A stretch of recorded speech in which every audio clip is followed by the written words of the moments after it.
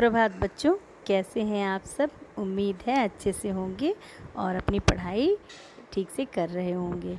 बच्चों, आज हम लोग हिंदी व्याकरण से पाठ 5 संधि एवं संधि विच्छेद का अध्ययन करेंगे। बच्चों, संधि का अर्थ होता है मेल अथवा जोड़ और संधि विच्छेद का अर्थ होता है मिले हुए पद को अलग करना। जैसे उदाहरण के तौर पर आप शब्द ले लें तथैव, तथा धन एव। यहाँ पर ध्यान देने योग्य बात यह है कि संधि में 2 पद होते हैं, पहला पूर्व पद और दूसरा उत्तर पद। पूर्व पद का अंतिम वर्ण और उत्तर पद के प्रथम वर्ण के बीच संधि होती है। ये संधि का नियम है। जैसे तथा पूर्व पद है और एव उत्तर पद है, तो तथा का अंतिम वर्ण आ और एव का प्रथम वर्ण ए, दोनों को जोड़ने पर ऐ बना, तो शब्द बनता है मिलाने पर तथैव। अब इसी तथैव का हम संधि विच्छेद करते हैं। जैसे तथा धन एव, यानी पूर्व वाली स्थिति जब हम धन लगाकर लिखते हैं तथा धन एव तथैव, तो वह संधि विच्छेद कहलाता है। बच्चों, इस तरह से हम कह सकते हैं कि 2 ध्वनियों को जोड़ने की प्रक्रिया संधि कहलाती है। इसके विपरीत यदि किसी शब्द की ध्वनियों को अलग अलग करके संधि से पहले वाली स्थिति में रख दिया जाए तो वह संधि विच्छेद कहलाता है। एक उदाहरण और देख लें आप, जैसे नरेश, नर धन ईश। अब नर धन ईश, इसको क्या किया गया, अलग अलग कर दिया। यही अलग अलग करने की प्रक्रिया संधि विच्छेद कहलाती। इसी तरह से कई शब्द हैं, जैसे स्वागत, दुर्गम, रमेश। स्वागत का संधि विच्छेद है सुधन आगत, दुर्गम का दुहधन गम और रमेश का रमाधन ईश। इसी तरह से होता है संधि विच्छेद। बच्चों, संधि के 3 भेद होते हैं, पहला स्वर संधि, दूसरा व्यंजन संधि और तीसरा विसर्ग संधि। जब स्वर वर्ण का स्वर वर्ण के साथ मेल होता है तब वहाँ पर स्वर संधि होती है। जैसे 2 स्वरों के मेल से किसी एक स्वर या दोनों स्वरों में जो परिवर्तन होता है वह स्वर संधि कहलाता है। जैसे शिवालय, शिवालय शिवधन आलय। शिव का अंतिम वर्ण अ, आलय का आ, दोनों मिलकर शब्द बनता है शिवालय। इसी तरह से यदि धन अपि, जोड़ने पर शब्द बनेगा यद्यपि। स्वर संधि के 5 भेद होते हैं, जैसे दीर्घ संधि, गुण संधि, वृद्धि संधि, यण संधि और अयादि संधि। दीर्घ संधि का नियम ये कहता है कि जब ह्रस्व या दीर्घ अ ई उ, कहने का तात्पर्य है बच्चों, ह्रस्व या दीर्घ का मतलब है अ, आ, ई, बड़ी ई, उ, बड़ा उ, स्वरों के बाद, यानी ये स्वर पूर्व पद में हो, बाद क्रमशः ह्रस्व या दीर्घ, अब चाहे ह्रस्व स्वर आए या दीर्घ स्वर आए, अ, ई, उ या आ, बड़ी ई, बड़ा उ स्वर आते हैं तो वे परस्पर मिलकर दीर्घ स्वर हो जाते हैं, आ, बड़ी ई और उ में बदल जाते हैं। इस तरह की संधि को दीर्घ संधि कहते हैं। उदाहरण है, जैसे चराचर शब्द है, तो चर धन अचर, चर का अ और अचर का अ दोनों मिलने पर आ बना और शब्द बना चराचर। इसी तरह से योगाभ्यास है, योग धन अभ्यास, योग के अ को और अभ्यास के अ को जोड़ने पर आ हुआ, दोनों मिलकर शब्द बना योगाभ्यास। इसी तरह से पुस्तकालय है, पुस्तक धन आलय। अब इसमें आप देखें, पूर्व पद में अ है और उत्तर पद में आ है, दोनों जोड़ने पर शब्द बना पुस्तकालय। ठीक इसी तरह से एक उदाहरण और देखिए, रविंद्र, रवि धन इंद्र।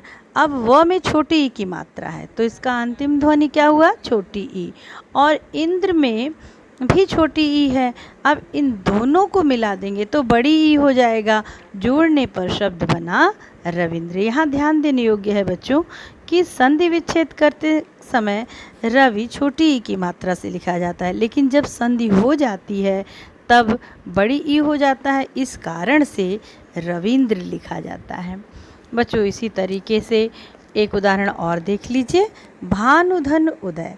भानु छोटा ऊ और धन उदय में भी छोटा ऊ है। अब इन दोनों को जब हम मिला देंगे तब बन जाएगा भानुदय। इसी तरह से लघुत्तर शब्द। लघुत्तर, लघु धन उत्तर, इसमें छोटा ऊ और छोटा ऊ मिल करके दोनों बड़ा ऊ हो गया है, शब्द बना है लघुत्तर। इसी तरह से एक उदाहरण और देखिए, जैसे लघु धन ऊर्मी। छोटा ऊ और बड़ा ऊ दोनों मिल करके बड़ा ऊ बना, शब्द बनता है लघुर्मी। इसी प्रकार से वधूत्सव। वधु धन उत्सव, बड़ा ऊ और छोटा ऊ दोनों मिलकर बड़ा ऊ बना और शब्द बना वधूत्सव। बच्चों, आइए अब गुण संधि का अध्ययन करते हैं। अ आ स्वरों के बाद यदि ह्रस्व या दीर्घ ई उ अथवा री स्वर आते हैं तो उनके स्थान पर क्रमशः ए ओ तथा अर हो जाता है। इसी को गुण संधि कहते हैं। कहने का तात्पर्य यह है कि यदि पूर्व पद में अ या आ आए और उत्तर पद में ई आए तो इसके स्थान पर ए हो जाता है। फिर पूर्व पद में अ या आ आए और उत्तर पद में ऊ हो तो इसके स्थान पर ओ हो जाता है। और यदि अ या आ पूर्व पद में हो और उत्तर पद में री आए तो इसके स्थान पर अर हो जाता है क्रमशः। बच्चों, आइए कुछ उदाहरण देखते हैं। जैसे शब्द है शुभेच्छा। शुभ धन इच्छा। अब इसमें शुभ में अ है और इच्छा में ई है, दोनों मिलकर ए हुआ है, बना है शब्द शुभेच्छा। दूसरा शब्द है परमेश्वर। परम धन ईश्वर। परम में म है, म में अ है और ईश्वर में बड़ी ई है, दोनों जोड़ने पर ए हुआ, बना शब्द परमेश्वर। शब्द है गणेश। गण धन ईश। ड़ में अ है और बड़ी ई जोड़ने पर ए हुआ, बना शब्द गणेश। इसी तरह से परोपकार। पर धन उपकार। तो पूर्व पद में अ और उत्तर पद में उ दोनों को जोड़ दिया तो बना है ओ और शब्द बना है परोपकार। इसी प्रकार से बच्चों बनेगा शब्द सप्तर्षि। सप्तर्षि देखिए, सप्त धन ऋषि। अब इसमें सप्त में अ है और ऋषि में री, दोनों जोड़कर गुण संधि के नियमानुसार अर आदेश हुआ है तो बना है सप्तर्षि। बच्चों, आइए अब वृद्धि संधि का अध्ययन करते हैं। जब अ या आ के बाद ए स्वर आते हैं तो दोनों मिलकर ए हो जाते हैं, और यदि अ आ के बाद ओ या अ स्वर आते हैं तो अ हो जाता है। इस प्रकार की संधि को वृद्धि संधि कहते हैं। एक उदाहरण देखिए, एकैक। एकैक का जब हम संधि विच्छेद करते हैं तो एक धन एक जोड़ने पर शब्द बनता है एकैक। बच्चों, इस पद में एक धन एक इस तरह से संधि विच्छेद हुआ है। पहले पूर्व पद के एक में अ वर्ण है और उत्तर पद के एक में ए वर्ण है, दोनों के स्थान पर ए हुआ है वृद्धि संधि नियमानुसार, तो बना है शब्द एकैक। इसी तरह से परम ऐश्वर्य शब्द है। परम में अ है और ऐश्वर्य में ए है, दोनों को जोड़ दिया गया है तो बना है परम ऐश्वर्य। इसके बाद है शब्द सदैव। सदा धन एव। आ और ए मिलकर ए हो गए हैं वृद्धि संधि नियमानुसार और शब्द बना है सदैव। इसके बाद बच्चों 2-3 उदाहरण और देख लेते हैं। जैसे जलौषधि। जल धन औषधि। अब जल में अ है और औषधि में ओ है, दोनों को मिला करके वर्ण बना है औ, तो जोड़ने पर बना है शब्द जलौषधि। इसके बाद है शब्द वनौषधि। वन धन औषधि। तो यहाँ पर अ और औ दोनों मिलकर औ आदेश हुआ है तो यहाँ पे बना है वनौषधि। इसी प्रकार से एक शब्द और देखते हैं, महौषध। महाधन औषध, महा में आ है और औषध में औ है, दोनों जोड़ने पर शब्द बनता है महौषध। जो आइए अब यण संधि का अध्ययन करते हैं। यण संधि का नियम है कि जब ई बड़ी ई के बाद इन दोनों से भिन्न कोई भी स्वर हो तो ई या बड़ी ई का य हो जाता है। ऊ बड़ा ऊ के बाद इनसे कोई भिन्न स्वर हो तो ऊ बड़ा ऊ का व हो जाता है, तथा री के बाद री से भिन्न कोई स्वर हो तो री का र हो जाता है, तब उसे यण संधि कहते हैं। आइए उदाहरण देखते हैं। जैसे यदि धन अपि, यदि में छोटी ई और अ है तो ई को य आदेश होकर के बना है यद्यपि। इसी तरह से शब्द है प्रत्येक, प्रतिधन एक, प्रति में ई है और ई से भिन्न स्वर ए होने के कारण इसको य आदेश होकर के बना है शब्द प्रत्येक। बच्चों, ऊ के बाद अ होने पर व आदेश होता है। इसका उदाहरण देखते हैं। जैसे स्वल्प, सु धन अल्प, ऊ के बाद अ है, ऊ से भिन्न स्वर है अ, इसीलिए ऊ को व आदेश हुआ है, बना है स्वल्प। इसी तरह से बनता है स्वागत। स्वागत देख लीजिए। सु धन आगत, ऊ के बाद आ है तो ऊ से भिन्न स्वर है आ, इसीलिए ऊ को व आदेश होगा और बनेगा स्वा, तो जोड़ने पर शब्द बना स्वागत। बच्चों, इसी तरह से मात्रानुमिति, मातृधन अनुमिति, संधि विच्छेद करने पर होता है मातृधन अनुमति। री से भिन्न स्वर अ है, इसीलिए री को र आदेश होकर के बना है मात्रानुमिति। बच्चों, जैसे जब री को र आदेश हो गया और त और र दोनों मिलकर के त्र हो गया है, तब बना है मात्र अनुमिति, जोड़ने पर मात्रानुमिति। इसके बाद शब्द है पित्राज्ञा, पितृधन आज्ञा, इसमें भी वही हुआ है। री के बाद अभिन्न स्वर आने से री को र आदेश होकर के बना है पित्राज्ञा। बच्चों, अब पांचवी जो संधि है वह है अयादि संधि। अयादि संधि का नियम यह है कि ए या ऐ तथा ओ या औ के बाद, यानी ये दोनों पूर्व पद में हों, यदि इनमें से कोई भिन्न स्वर आता है तो ए को ऐ को आय, ओ को औ तथा औ को आव आदेश होता है, तब उसे अयादि संधि कहते हैं।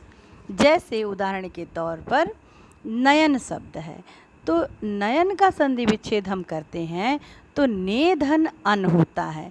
ए के बाद ए से भिन्न स्वर अ है तो ए को ऐ आदेश होगा, तब बनेगा नयन। इसी तरह से गायक है, ऐ के बाद अ है भिन्न स्वर तो ऐ को आय आदेश हुआ है, बना है गायक। ओ के बाद औ का नियम देख लीजिए। जैसे उदाहरण है भवन, भवन में भो के बाद अन है तो भो यानी ओ के बाद अ है तो इस ओ को अव आदेश होकर के बना है भवन। इसी तरह से पावन शब्द है, पौ के बाद अन होने से औ को आव आदेश होकर के बना है पावन। भावुक भी देख लें आप, भौ के बाद अक यानी औ से भिन्न स्वर है तो यहाँ पर औ को आव आदेश होकर के बनेगा भावुक। बच्चों, अब आइए व्यंजन संधि का अध्ययन करते हैं। जब किसी भी व्यंजन ध्वनि के बाद कोई स्वर या व्यंजन आता है और दोनों के मेल से जो परिवर्तन होता है उसे व्यंजन संधि कहते हैं। जैसे जगत धन अम्बा, यहाँ पर त व्यंजन है तथा अम्बा में अ स्वर है। अब त का द में परिवर्तन होने पर बनता है जगदम्बा। संधि, व्यंजन संधि के कुछ प्रमुख नियम इस प्रकार हैं।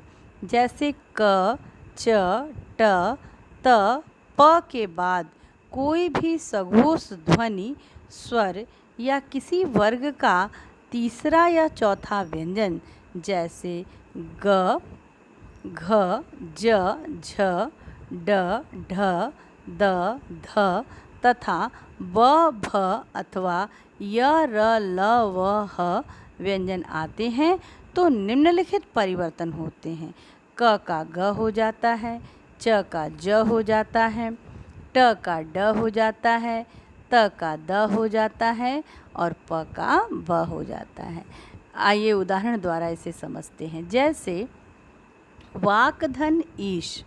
अब वाक में क के बाद स्वर आया है तो इस क को ग आदेश होकर के बनेगा शब्द वागीश। इसी तरह से अजंत है। अजंत शब्द में अच के बाद अच धन अंत, तो च के बाद अभिन्न स्वर आने से क्या हुआ है कि च को ज आदेश होकर के शब्द बना है अजंत। एक शब्द और देख लीजिए, जैसे सडानन, सट धन आनन, तो ट के बाद क्या हुआ है, भिन्न स्वर आने से इस ट को ड आदेश होकर के बना है शब्द सडानन। इसी तरह से अन्य शब्द भी बने हैं। बच्चों, नियम नंबर 2, वर्ग के पहले व्यंजन के बाद यदि नासिक व्यंजन न अथवा म आता है तो वर्ग का पहला व्यंजन अपने वर्ग के नासिक व्यंजन में इस प्रकार बदल जाता है। बच्चों, आपने पढ़ा होगा कवर्ग, चवर्ग, टवर्ग, तवर्ग, पवर्ग। इसमें से जो 5वां वर्ण है नासिक व्यंजन कहलाता है। आप उदाहरण देखिए, जैसे वाक धन मैं, तो क के बाद म आने से क अपने ही 5वें वर्ण में बदल जाएगा। जैसे अंगा में बदल गया तो बना शब्द वांगमय।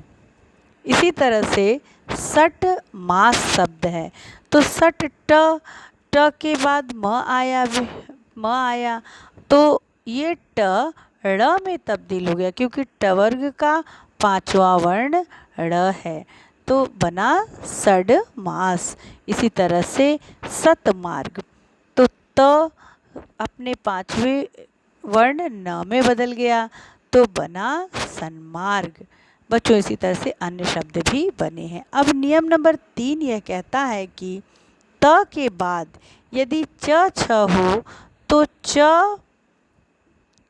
च होता है, और ज झ हो तो ज होता है, ट और ड हो तो ट होता है, और ड ढ हो तो ड हो जाता है।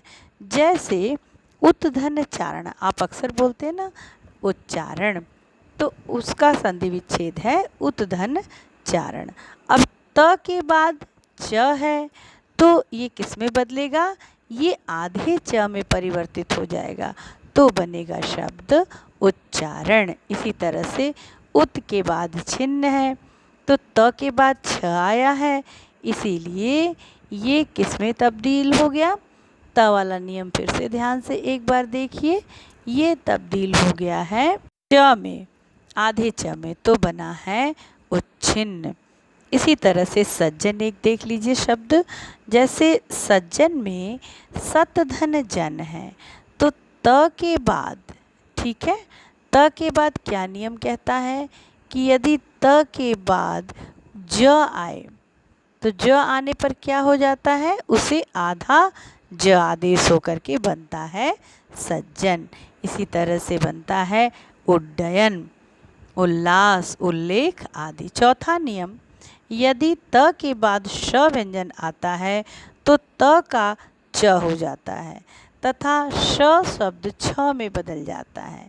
जैसे त के बाद श आया तो आधा च और छ, इसमें यह तब्दील हो गया।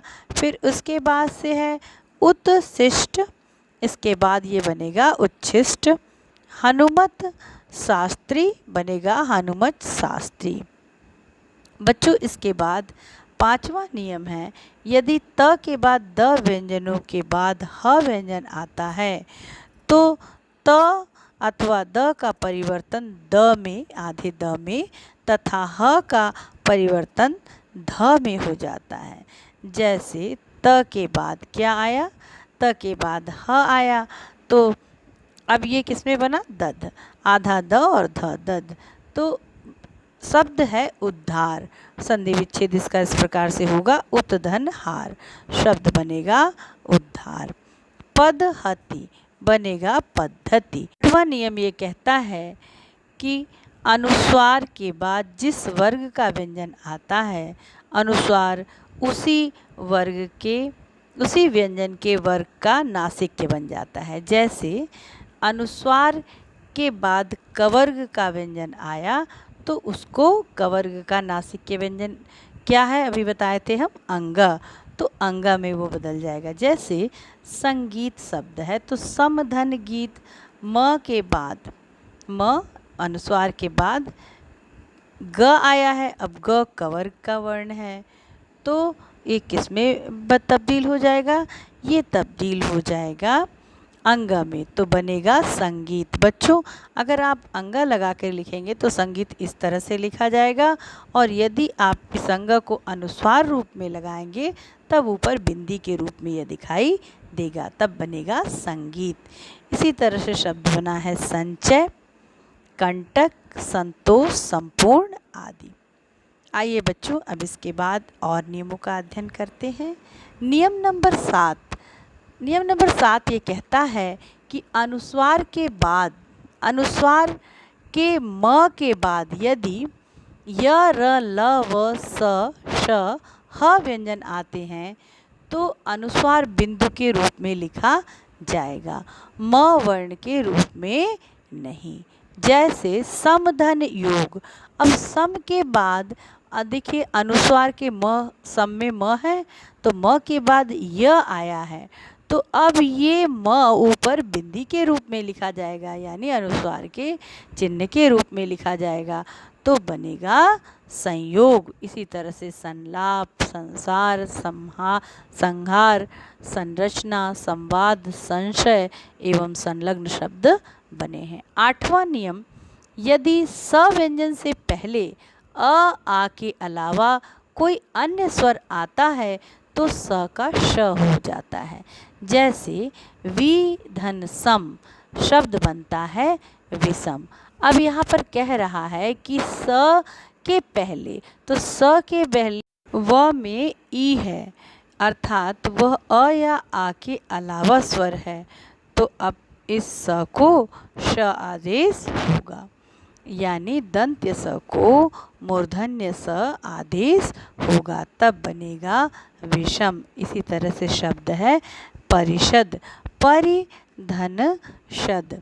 अब देखिए यहाँ पे स से पूर्व र में छोटी ई की मात्रा है जो अ आ के अलावा अन्य स्वर है, इसलिए दंत्य स को मूर्धन्य स आदेश होकर के बनेगा, क्या बनेगा, परिषद। 9वां नियम है, यदि री, र तथा श के बाद न व्यंजन आता है तो वह ड़ में बदल जाता है। जैसे परिधन नाम, इसमें र के बाद न आया है, इसलिए यह ड़ में बदल जाएगा, बनेगा परिणाम।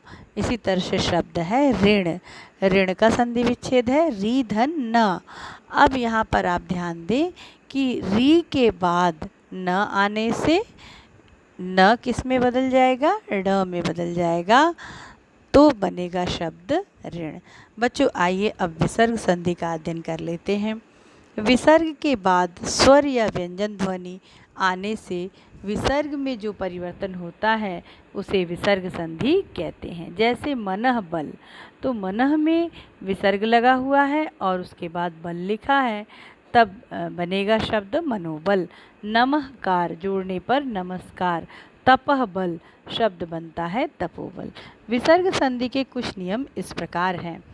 पहला, यदि विसर्ग से पहले अ स्वर हो और बाद में अ या किसी वर्ग का तीसरा, चौथा और पांचवा, जैसे किसी वर्ग का तीसरा, चौथा, पांचवा वर्ण कौन सा हुआ, मान लीजिए उदाहरण के तौर पर आप क ले लेते हैं, तो क, ख, ग, घ, अंग, तो इसमें से तीसरा वर्ण है ग, चौथा घ और पांचवा अंग। पांचवा व्यंजन हो अथवा य र ल व ह में से कोई भी व्यंजन हो तो विसर्ग का परिवर्तन ओ में हो जाता है। जैसे तपह बल शब्द है, अब आप देखें विसर्ग के बाद ब आया तो प फ ब तीसरा वर्ण है ना ब, तो इसीलिए ये विसर्ग ओ में परिवर्तित होकर के बना है शब्द तपोबल। मनोहर शब्द ले लेते हैं एक उदाहरण के तौर पर, इसको भी देख लेते हैं। तो मनः में विसर्ग लगा है और उसके बाद ह वर्ण आया है, तब यहाँ पर इस विसर्ग को ओ आदेश होगा, बनेगा शब्द मनोहर। इसी तरह से सरोवर भी बना है, तपोभूमि बना है, वयोवृद्ध और अधोपतन। जो इस नियम में नीचे अपवाद शीर्षक से एक शब्द दिया हुआ है पयः पान। पय मीन्स होता है दूध और पानी भी इसका अर्थ कहीं कहीं है, तो पान मीन्स पीना। अब यहाँ आप देख लें विसर्ग के बाद प आया है जो कि हमारे नियम के अनुसार सिद्ध नहीं हो रहा है, अर्थात यह पयः पान शब्द को ओ आदेश नहीं होगा, इसीलिए यह अपवाद है यानी विवादित है। चलिए नियम नंबर 2 देखते हैं। यदि विसर्ग से पहले आ के अलावा कोई भी स्वर हो तथा बाद में किसी वर्ग का तीसरा, चौथा, पांचवा हो अथवा य र ल व ह में से कोई भी व्यंजन हो अथवा कोई भी स्वर हो तो विसर्ग का परिवर्तन र में हो जाता है। जैसे निर्धन, निर्धन का संधि विच्छेद है निधन धन। अब यहाँ पर देखिए विसर्ग क्या कहता है नियम, विसर्ग नियम कहता है कि यदि विसर्ग से पहले आ के अलावा कोई स्वर, तो ई है, छोटी ई है, और उसके बाद क्या है, उसके बाद है त थ द ध, चौथा वर्ण है ध, तो होने से क्या हुआ, फिर उसको आधा र आदेश होकर के बनता है शब्द निर्धन। इसी तरह से दुरुपयोग, दुर्गुण, दुर्लभ, दुर्दिन इत्यादि शब्द भी बने हैं। नियम नंबर 3, यदि विसर्ग के बाद च अथवा छ व्यंजन हो तो विसर्ग का श तथा ट ठ व्यंजन हो तो श तथा त थ व्यंजन हो तो स हो जाता है। जैसे निधन चल बनेगा शब्द निश्चल। अब इसके बाद विसर्ग के बाद च है तो इसको आधा श आदेश होकर के बना है शब्द निश्चल।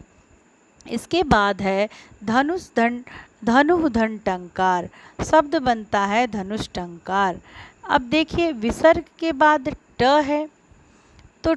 है तो अब इसको आधा श, कौन सा श, मूर्धन्य श आधा आदेश होकर के बनेगा शब्द धनुष टंकार।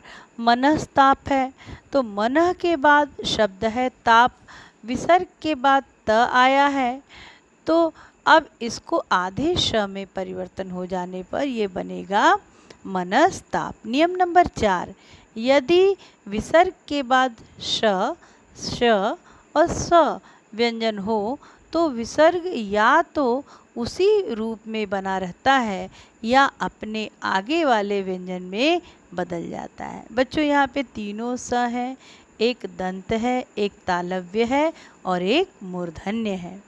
बच्चों आइए देखिए क्या कहता है नियम। शब्द बनाना है निसंदेह तो निह धन संदेह। अब यहाँ देखिए नियम कैसे लग रहा है। निसंदेह को हम दोनों तरीके से लिख सकते हैं, विसर्ग लगा करके भी और बिना विसर्ग के।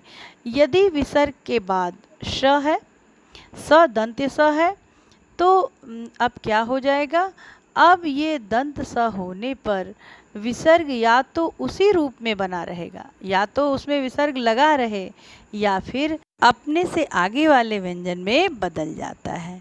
जैसे निसंदेह दो तरह से लिखा हुआ है, निधन संदेह और निसंदेह। पांचवा नियम, यदि विसर्ग के बाद र व्यंजन आता है तो विसर्ग का लोप हो जाता है और विसर्ग के पहले आने वाला ह्रस्व स्वर दीर्घ हो जाता है। जैसे निधन रोग। अब इस शब्द में बच्चों जैसे विसर्ग के बाद क्या आया है, र, तो अब विसर्ग का लोप हो जाएगा, यानी विसर्ग का यानी निह का विसर्ग गायब हो जाएगा और नी न में जो छोटी ई की मात्रा लगी है वह दीर्घ हो जाएगी, यानी बड़ी ई की मात्रा में तब्दील हो जाएगी। तब बनेगा शब्द निरोग। इसी तरह से शब्द है नीरस। अब इसमें भी वही हुआ है कि विसर्ग के बाद र आया है तो विसर्ग से पहले जो स्वर है वह दीर्घ हो जाएगा और विसर्ग का लोप हो जाएगा, विसर्ग गायब हो जाएगा। तब बनेगा शब्द नीरस। छठवां नियम, विसर्ग के बाद यदि क अथवा ख व्यंजन हो तो विसर्ग में कोई परिवर्तन नहीं होता है। जैसे रजह कण। अब यहाँ पर शब्द है रजह, विसर्ग के बाद क आया है तो विसर्ग में कोई परिवर्तन नहीं हुआ है, शब्द वैसे का वैसा ही है। रजह कण। अंतःकरण। अंतःकरण में विसर्ग लगा के लिखते हैं। प्रातः काल भी हम विसर्ग लगा के लिखते हैं। अपवाद देख लीजिए, नमःकार। अब यहाँ पर क्या है कि विसर्ग के बाद क है तो यहाँ पर आधा स हो गया है, जिसमें कहते हैं कि इस नियम से यह सिद्ध नहीं हो रहा है, इसीलिए यह अपवाद है। इसी तरह से भास्कर है, पुरस्कार भी है। सातवां, यदि विसर्ग के पहले ई अथवा उ स्वर हो और विसर्ग के बाद क ख या प फ व्यंजन हो तो विसर्ग का श हो जाता है। जैसे निधन कपट। अब विसर्ग के बाद क है और विसर्ग से पहले न में ई स्वर है तो इसलिए यहाँ पर किसको, विसर्ग को आधा श यानी मूर्धन्य श हो गया है, तो शब्द बना है निष्कपट। इसी तरह से दुष्कर्म, निष्पाप इत्यादि शब्द भी बने हैं। आइए एक शब्द और देख लेते हैं, चतुष्पाद।